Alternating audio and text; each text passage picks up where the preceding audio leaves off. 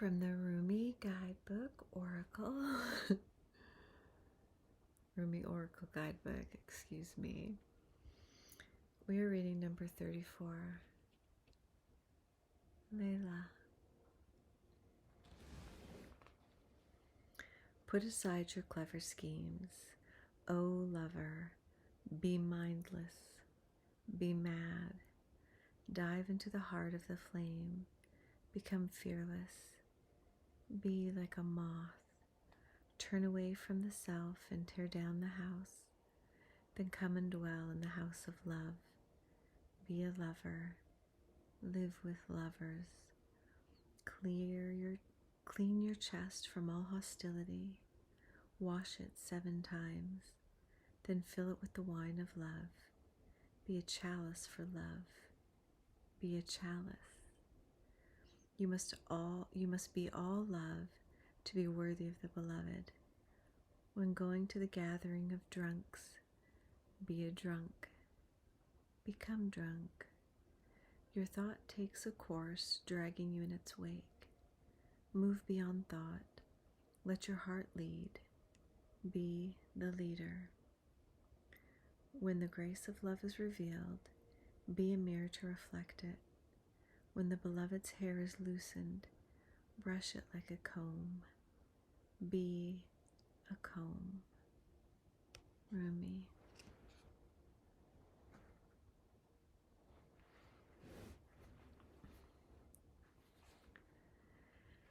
How I long for my thoughts to no longer make any sense to me. Then I can be rid of them, like noisy house guests who have overstayed their welcome. That's funny. Oh, the peace when they finally go. Their incessant chatter brings me no comfort. I crave the silence of you. Will you let me hear it? Will you run through the noisy house of my mind with your great muddy feet so that I can focus on something other than my mind for a while? Maybe you can make such a mess that I shall give up my plans and attempts at order completely. Just give in for a change. It's time for that. To give up my ridiculous fantasies of perfection. Useless, noisy, irritating, demanding, and yet deadening perfection. I'd rather just be alive. I want to plant my head in the earth in the same mud that sticks to your feet, and breathe in her rich soil smell. I want to feel her heart beating in the quiet moments of the roots of the plants as they stretch and grab and stop my ears with their fertile dirt. Finally gaining peace from the constant infernal racket of thoughts no longer wanted.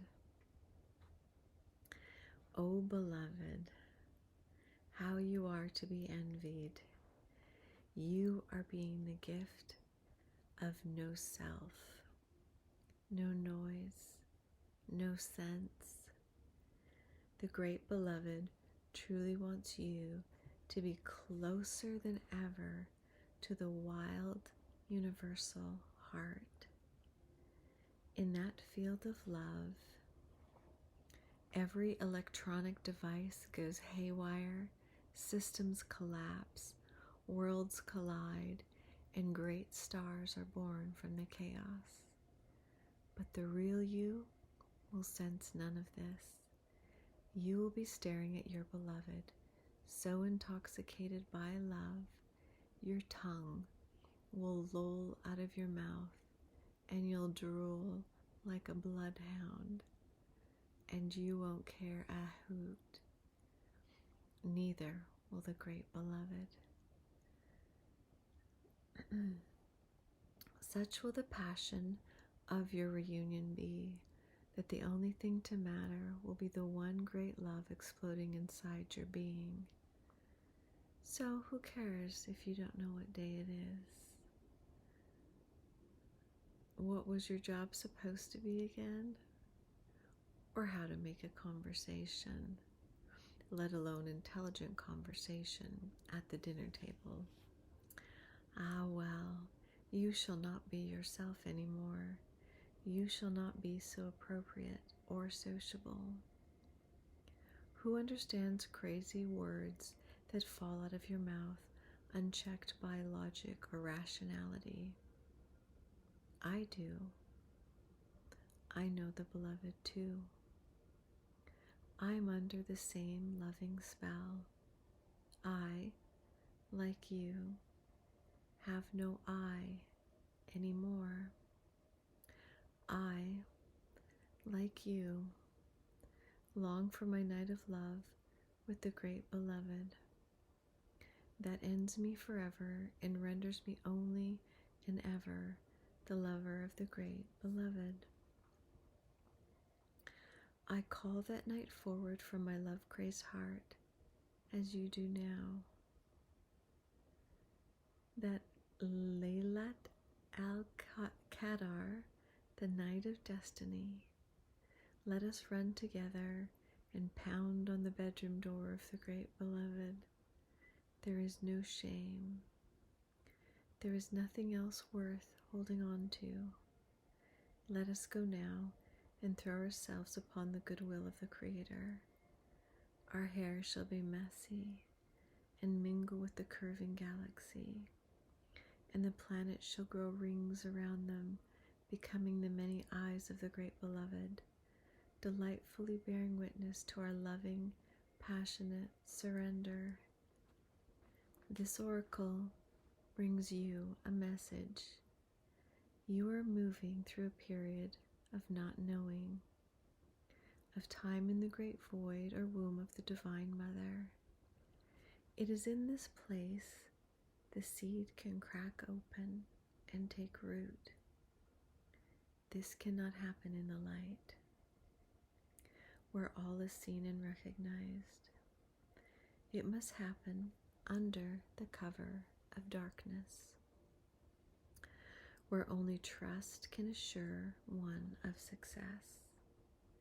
This is the way of nature, the way of life, and it must be honored.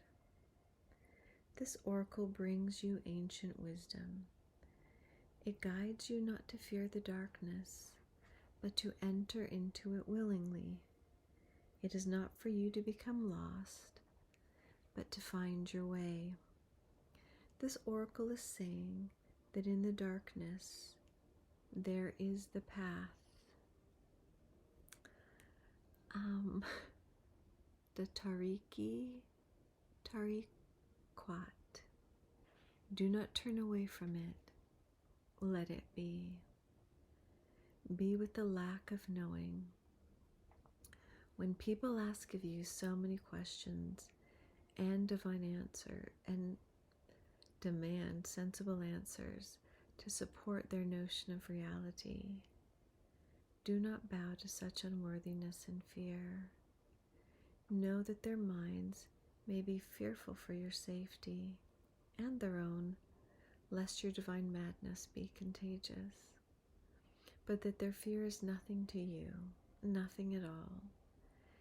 It is not even anything to them, but they just don't know that yet. Under the sacred black cloak of night, the Divine Mother, the Goddess, she who transfigures from darkness into the light, has invited you into her chamber. In that place, you shall experience annihilation, but only that of which is untrue, that of which would hold you back, dampen your spirit, or prevent you from bursting into full aliveness. For that which is true is already seated deep in her womb, and it is preparing to be born, strong and with good, powerful legs. So when it is time, it will leap like a wild creature, all instinct and intuition, into the morning light. For this moment, however, there is darkness, and that is essential for the appearance so eminent, beloved, of the light on its way. This oracle brings you guidance. If you find yourself to be sad, to be grieving, whether you know for what or not, or even depressed or struggling, feeling as though you are being pulled down, do not fight. Bear witness instead. Allow what is taking place to take place. Allow what is happening to happen.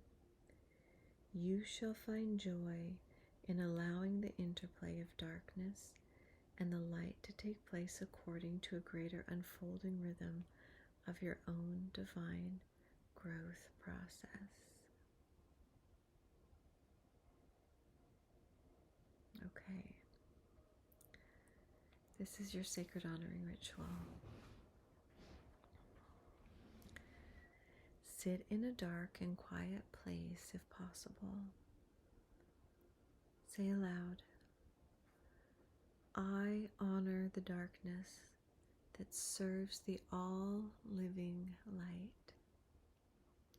Through the grace of Rumi and the Divine Mother, I am blessed with growth of my soul into life, even within the darkest of dark places. The Divine Beloved dwells with unfailing generosity and compassion. In my surrender, I am held, and in my darkness, the seed of new life takes root. So be it. Rest for as long as feels good. You have completed your honoring ritual.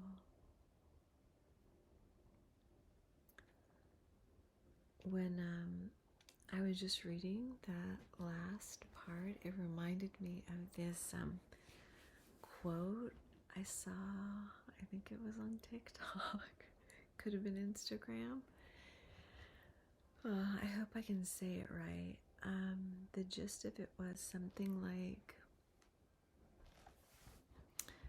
sometimes when you find yourself in darkness, you feel like you've been buried,